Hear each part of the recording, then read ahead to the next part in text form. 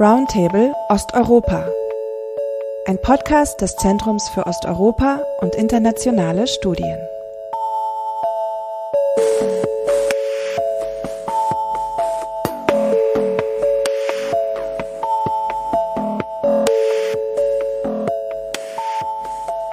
Hello and welcome to a new episode of our Zeus podcast, Roundtable Osteuropa.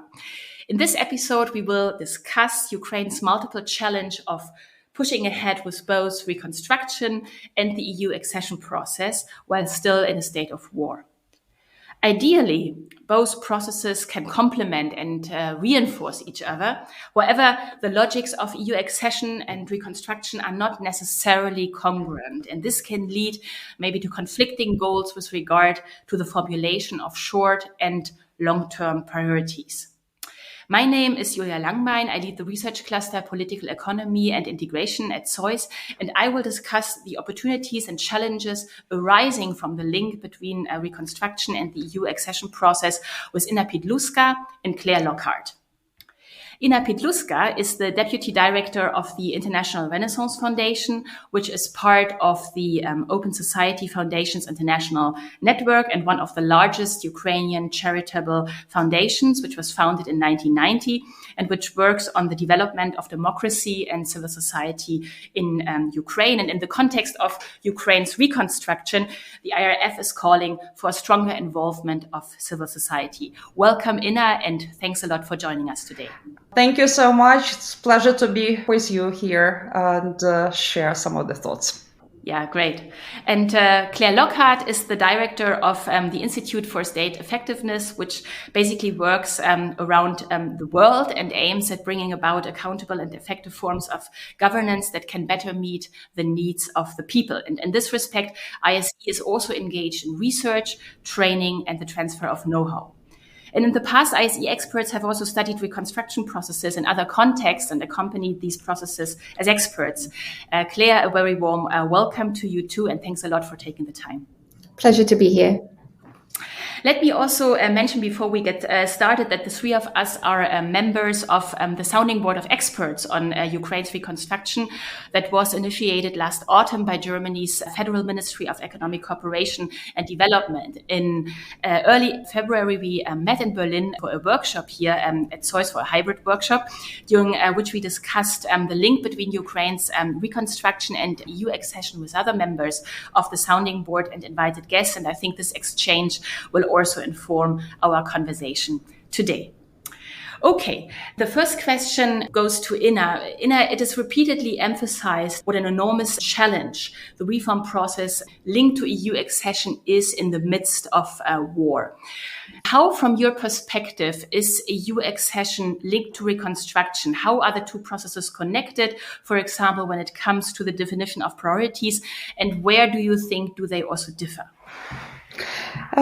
Well, for us, the general understanding in the country, and this is something which has the overwhelming support both at the government level, at the civil society, and within Ukrainians as a nation, locally and nationally, is the understanding that we are working on the reconstruction of a future EU member state. The EU membership and the EU accession perspective gives the direction, gives the purpose, gives the framework, both in terms of reforms, but also in terms of the incentives and sequencing, the changes which need to happen, the huge domestic work which Ukraine needs to accomplish despite the war to push forward the reforms which started many years ago when Ukraine became had the association agreement with the EU. It's been 10 years that we are on this track and many more years that Ukraine has identified European integration as its strategic utmost priority. So that's the sense of purpose and the sense of direction, whereas the reconstruction and recovery is already happening. So this is something we cannot wait till Ukraine wins this Russian war against Ukraine and then comes back to the reconstruction. The reconstruction is something which enables Ukraine to stay resilient.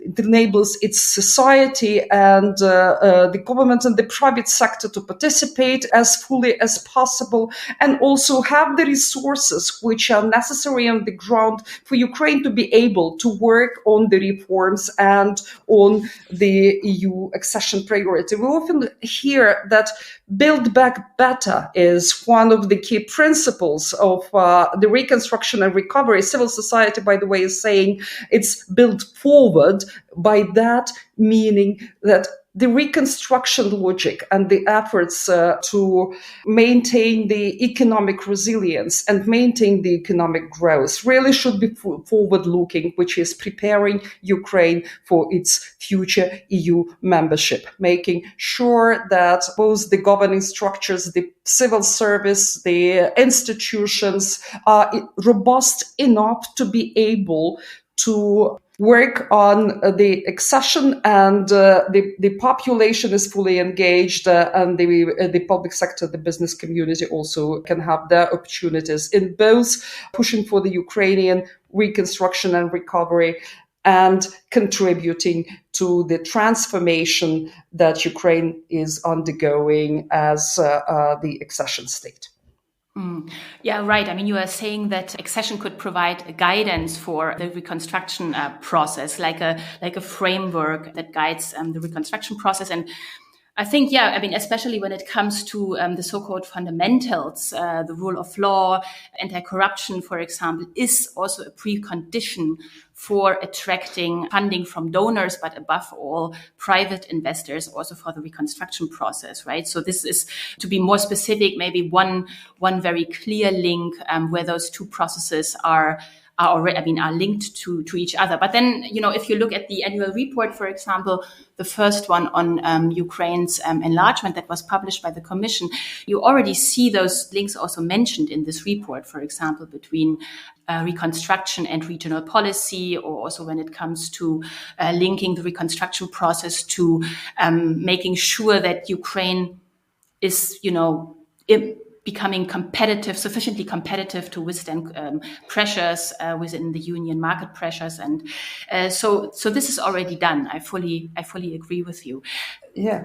Absolutely. So if I just a couple of quick points indeed in the area of the fundamentals, which give the fundamental framework, the essential framework for both the EU accession and the reconstruction and recovery. And it's absolutely right. Ukraine has been pushing forward with the reforms of the judiciary and the rule of law, which are also fundamental both for the EU accession and for reconstruction, for attracting the private investors, for doing the reconstruction right in a transparent and accountable way, removing the corruption, to the also ensuring that there is a robust public finance management and public investment management frameworks. So these are the reforms that are already in process, and we can see a lot of support for these reforms, but also we understand that it's a challenge to do so many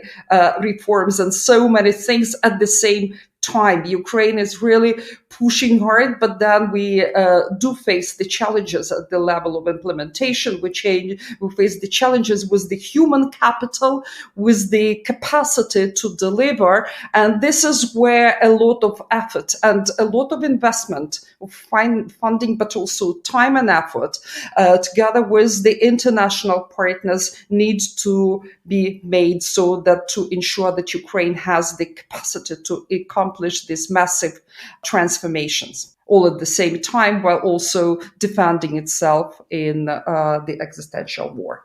Yeah. Claire, you have been researching reconstruction processes and dynamics all over the world. But obviously, Ukraine's reconstruction process is unique since it has started in the midst of an ongoing war, but also has to be linked to the EU accession process. How do these specific conditions affect the way reconstruction has to be negotiated and implemented compared to other contexts that you have studied? What is different and what is similar from your perspective? Thank you. I'll start by recognizing the really definitive nature of the EU accession process and the context that sets for reconstruction, as Ina has already noted. And of course, it establishes a set of objectives, of laws, of processes that are quite defined. At the same time, I think many of those chapters of accession are very similar or provide foundations for the capacities, the policies, the processes that would actually be needed for a large-scale reconstruction effort as well. So actually, I think there's a lot of convergence between the two processes.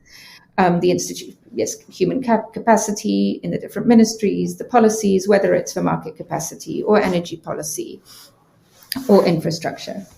I think the very relevant set of examples are the countries in the region that have navigated both, perhaps not to the same scale, but the countries of the Western Balkans, if you look at Croatia and other countries still negotiating their accession, or, for example, Cyprus.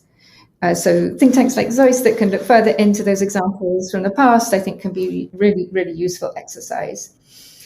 We've also looked further afield at where countries have had to navigate a reconstruction process at the same time as dealing with other levels, a regional level or federal level, or other processes. And one that comes to mind, again, recognizing the real uniqueness of the Ukraine context, but sort of I see some parallels, for example, in the case of Puerto Rico, which of course had a devastating hurricane, which devastated large parts of the infrastructure of the island. At the same time that they had to deal with the Puerto Rico level, of course, they had to negotiate with FEMA and the federal level.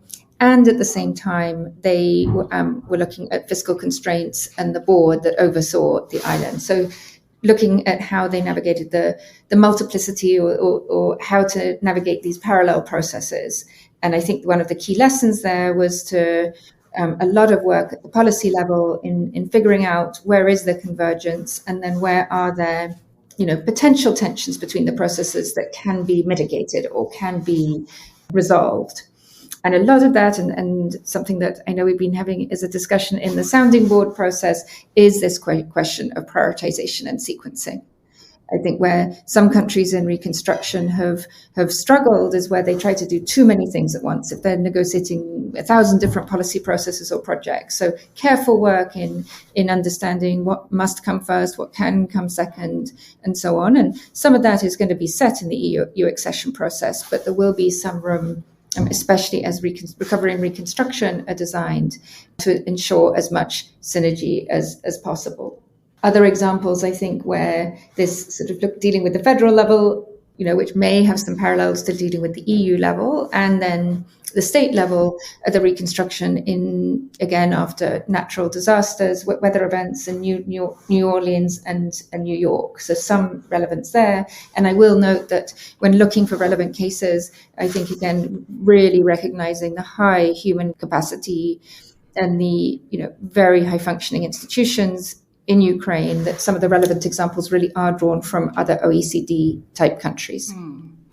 Thank you so much, Claire. I think, brought up a lot of topics that we maybe should look at more deeper right now. So first, the convergence between the two processes, but then also the definition of priorities and who actually sets those priorities, who is involved in this process, but then also how the coordination between multiple levels of governance. And maybe let me just ask you about the convergence between the two processes. At this point in time, do you think it is important to create more institutionalized linkages between those entities implementing reconstruction processes and those preparing the EU accession?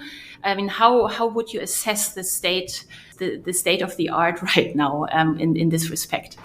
This is a great question. I think the linkages exist, and actually, while the EU accession is the overarching priority or the overarching set of priorities for the Ukrainians, for the government, but also at the local level, at the non-governmental level, it is important that all agencies have this goal in mind when they design their plans, including those which are immediately connected connected to the reconstruction and recovery. Just as an example, if we think about the Ukraine facility, which is now in place, and thank you so much, the European Union, for having it as an immensely important support of Ukraine. But for that, Ukrainian government also developed the Ukraine plan, and Ukraine plan is not a reconstruction plan as such, but it has mid-term vision or framework for the immediate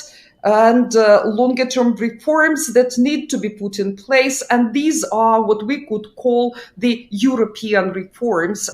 They involve different ministries and agencies, as well as the private sector and the local level. And these would be looking at the economy, the economic growth, which, as we mentioned, would enable the successful reconstruction and recovery and inclusive reconstruction and recovery, but also pave the way towards the EU accession for building it greener, more technologically successful, more digitalized, which is in fact something that the European integration is all about.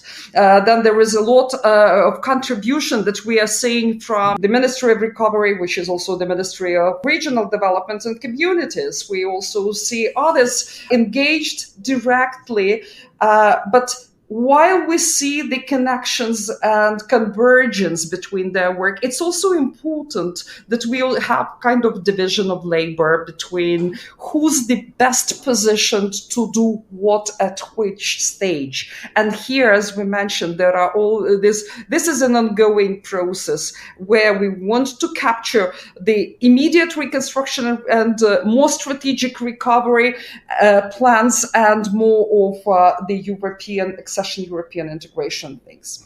Also, that's a matter of scale.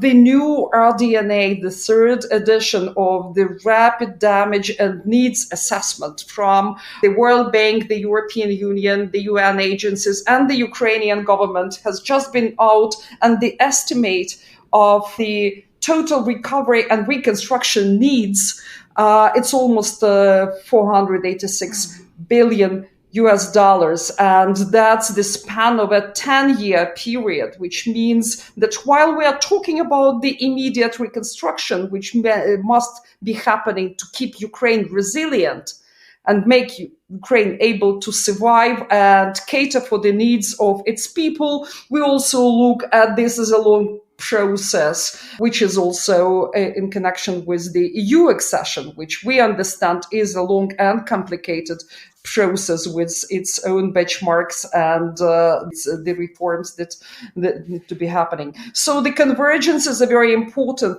thing, especially at the strategic level, especially at the level of planning, of making sure that there is a holistic approach to both reconstruction and recovery at the EU integration and reforms process. But then it's also important to look at how we invest well and strategically in the institutions which need to be here in the right place to ensure that this division of labor is happening. The skills of thousands and thousands of people in these institutions who need to be able to do the reconstruction and recovery planning, but also having the big objectives of the European integration in mind, how this all can be combined, and how that also ensures that Ukraine has the ownership of the process and has the capacity to contribute to all these tracks in the best possible way.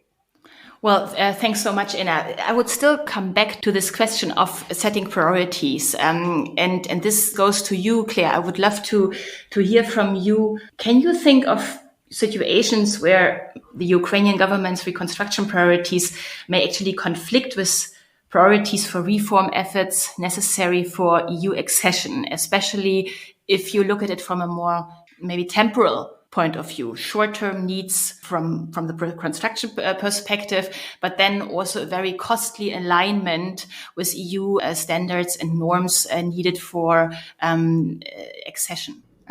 Certainly. And I think, Julia, your point about this temporal dimension is so important. And one of the lessons from reconstruction processes around the world has really been to divide into phases and understand what's really important for the short term, the response and recovery phase, which of course is already underway in the Ukraine context. And that includes demining and includes restoration of basic services, health and education, and a number of other tasks that will be, very specific to each local area. And then, what is important for the much longer term. And some of these processes do take, even in reconstruction contexts, 10, 15 years, to design and build a power station or a highways. It takes a long time. And I think also the other relevant time period is that middle, what's in the medium term. So having a sense of these different time phases and what needs to move ahead, and will move ahead before a timetable that accession really gets underway. So I think that's actually one way, I think, to mitigate any tensions is to think in these time phases. I'd like to recognize as well that, one of the potential points of tension might have been to allow sufficient space for the Ukrainian country and leadership to put out their own vision and plans, which is another key lesson from reconstruction. But I think, as Ina's just already described, the fact that in the Ukraine plan, that it was really a government-led, a Ukraine-led process that set out that vision and plan is a very welcome sign. Other potential points of tension, I think, do come to this question exactly of what kind of standards will be applied and whether one is rebuilding back as it was before, where perhaps some of the energy efficiency standards, there might be asbestos in the buildings and so on, and not, and of course one wouldn't rebuild with those, but looking at what kind of standards particularly for infrastructure construction are going to be applied. And I think, again, one way to mitigate that is to think of what's the really essential infrastructure that needs to be put in place quickly, and where are the longer periods of time to build in the newer standards over time.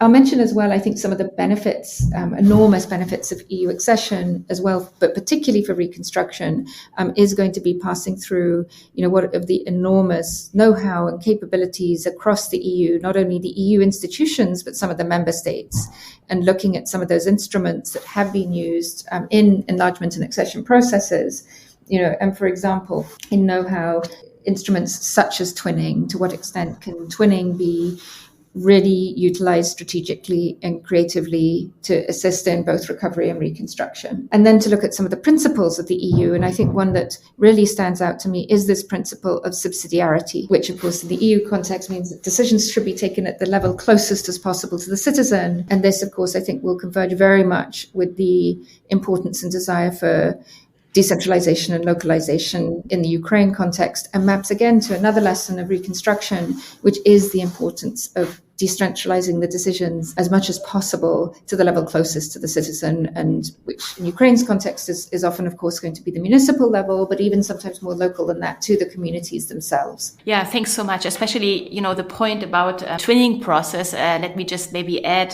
one thought that, of course, when we look at previous enlargement processes in the European Union, then twinning was very much focused on making sure that the candidate country is able to comply with EU rules and norms. But I think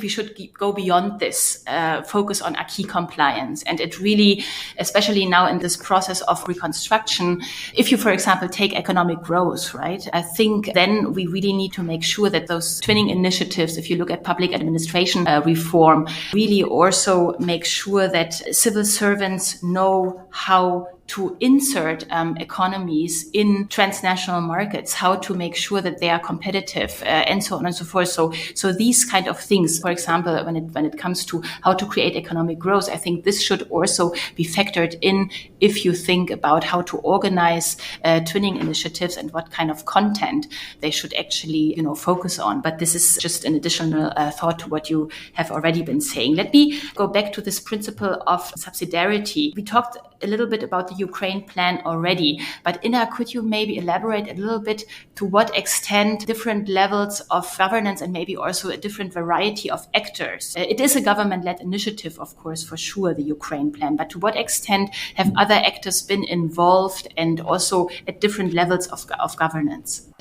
We have seen unprecedented interest and commitment to engage in making the joint vision of what the reconstruction and recovery should be, how it will look for the people, what would be the local stakeholders' role, how they can participate. There has been a lot of appetite. And when the Ukraine plan was still in the making, there were several rounds or many rounds of discussions between the government and the civil society, but within the civil society groups at the municipality levels, but also at the level of the business community.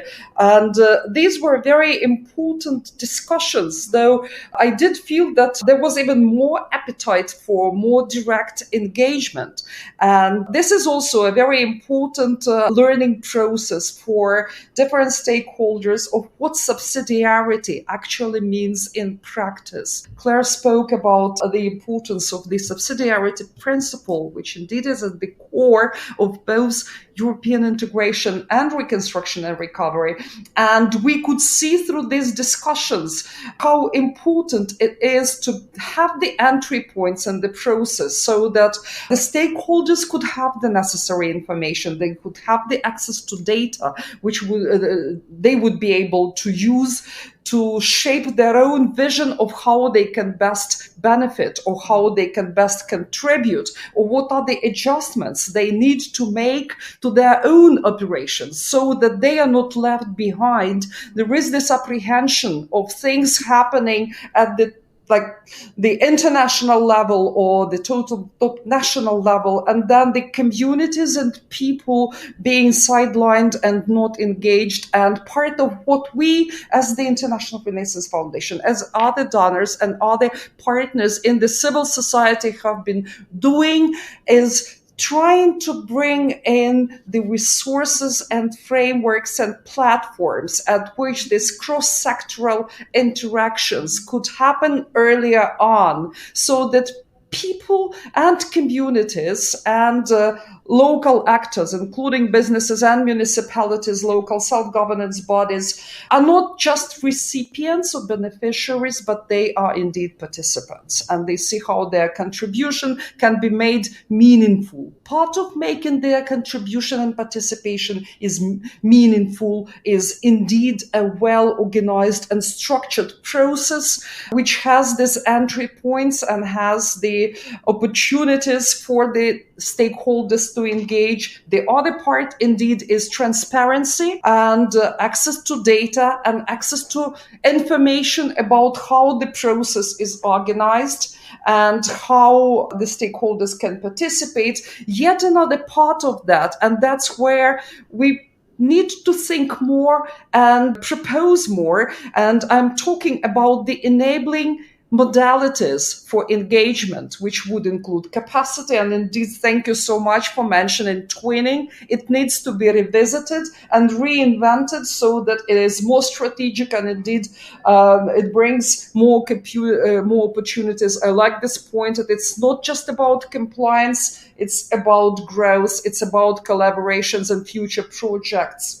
And bring in the best practices to the table, but also bring in the collaboration opportunities to the table. We could think about the funding modalities, which need to be available and maybe specifically designed so that they are not prohibitive for local actors who would have a certain level of capacity, but still they are at the core of making sure that Ukraine remains resilient, that the local actors, the local businesses take the lead and take the responsibility right now. This is what they are doing for making sure that communities are vibrant, they can accommodate these millions of internally displaced people who have found new homes in new communities, so that the new places for the relocated businesses are actually enabling for them, and these relocated businesses can make a difference and can participate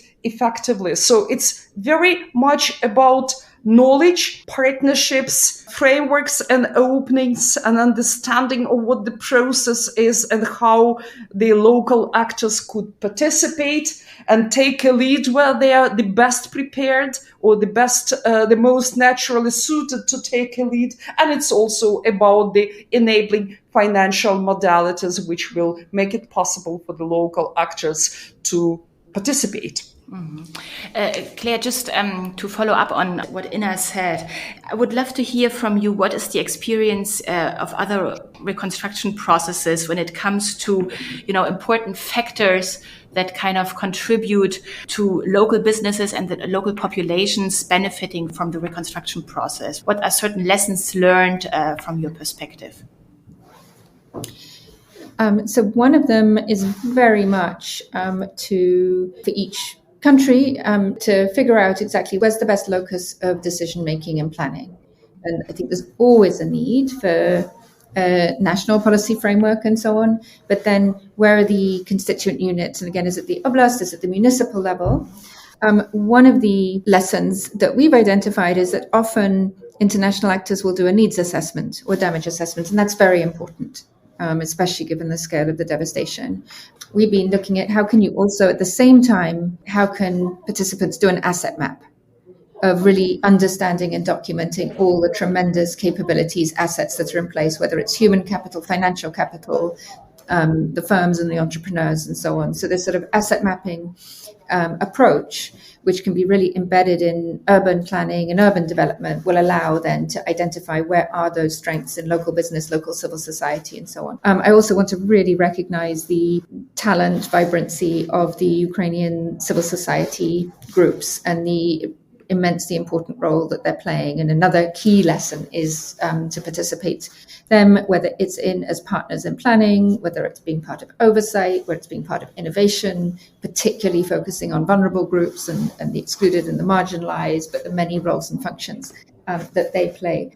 When it comes to local businesses and so on, I know there's been a lot of talk about the importance of the private sector, and it is important, but I think breaking it down as you are in this conversation into the sort of constituent elements of where is it that local businesses, local entrepreneurs can be involved? When do you need bigger companies to handle some of the bigger infrastructure pieces? Where can they be domestic? Where might foreign firms, and particularly from the region, play a role? And then that important question of financing and financial instruments. And I think part of the answer to how local business and local communities can be involved relate to getting those financial instruments right. And, there've been a lot of innovations in Ukraine itself and Prozoro and the DREAM system.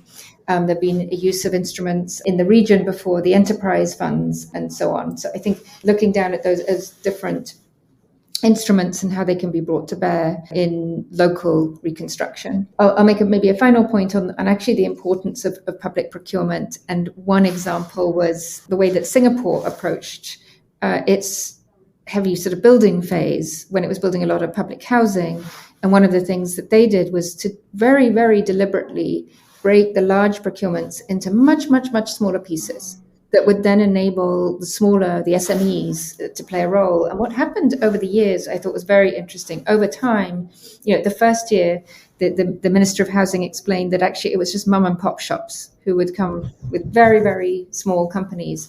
But by year 5, they were much larger. And out at the end of the process, some of them ended up as multi-billion-dollar companies doing work all over the world. But it was a very deliberate strategy of starting with matching, rather than expecting companies to match the procurement standards, really designing procurement at the local level to match the capacity of firms in particular areas.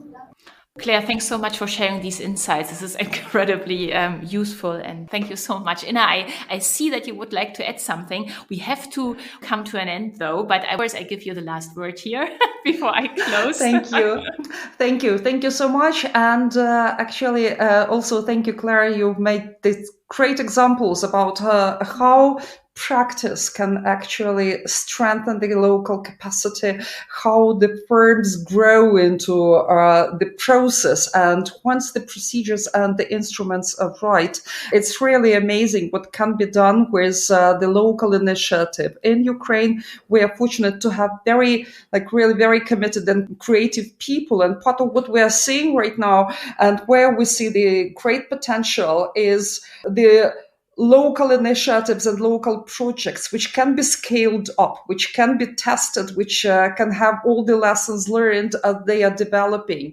And as Ukraine is doing this reconstruction, rapid reconstruction and recovery, it also looks into how the bigger project, like multi-billion projects, can be strategically designed and take into account the needs that are on the ground, but also the learning which can be best used for making sure that Ukraine achieves these results of a successful reconstruction, recovery, and European integration. Because while this is going to be a long process, what we have is the huge commitment of Ukraine, the commitment of international partners, for which we're really grateful. It's going to be, as we look at this, one of the most massive reconstruction and recovery process, combined with the profound transformation of the country. We are all trying to contribute, and the existing mechanisms which are already in place, which can be scaled up, which Ukraine can look at how they can be built on the best international practice, but also how we can share the practices that we have for other reconstructions and for other partnerships. This is an exciting time and a huge responsibility as well. So, I think this is also an opportunity. So, and it's a huge boost for this, for growth that Ukraine is getting now, and should make the best use of the opportunities which are here. Thank you. Thank you so much, Inna. And I think on this note, we have to stop here now because we are running a little bit out of time. But this will definitely not be the last occasion for dealing with this topic. We will have more podcasts, events, and also publications dealing with these issues. And for now, I would love to thank you both for your time investment and for your inspiring contributions. And thank you so much. And for the audience, thank you for listening, and goodbye for now.